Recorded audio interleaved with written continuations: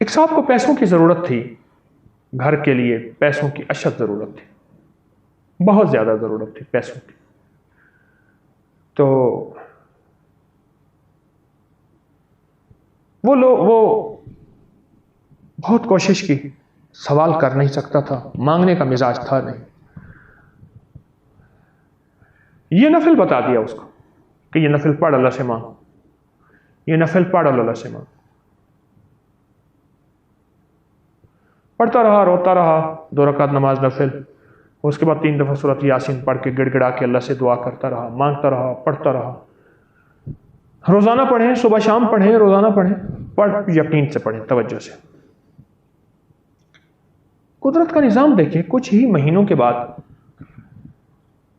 اس کے بھائی نے کبوتر رکھے ہوئے تھے،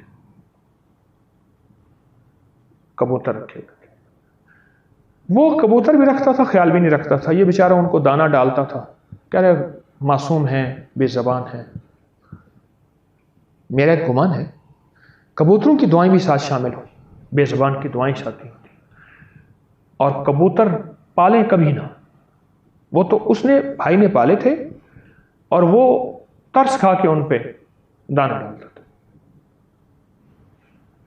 تو کبوتر کا شور سنا اس نے، جو کبوتروں کا شور سنا تو کبوتروں کا جو ہے وہ چبوترا بہت اونچا بنا ہوا تھا اوپر، اس کا ڈربا جالیوں والا. تو وہاں بلی کا جانا گمان نہیں تھا. وہ بھاگا کہ شاید کوئی بلی ہے، کیا ہے. اندر گیا تو اندر ایک بہت بڑا شاہین تھا جو کبوتروں پہ جھپٹ رہا تھا. کہیں سے اڑتا ہوا آیا، اونچا دیکھا، کبوتر ہیں، اس نے کا شکار ہے. کچھ اس نے زخمی بھی کر دیے تھے، مار بھی دیے تھے. اس نے جا کے کیا کیا، وہ دروازہ تو کھلا ہوا ہوتا تھا، کبوتر اڑتے تھے اور پھر آ کے بیٹھ جاتے تھے. بلی کا وہاں جانے کا گمان ہی نہیں تھا. اس نے وہ بند کر دیا.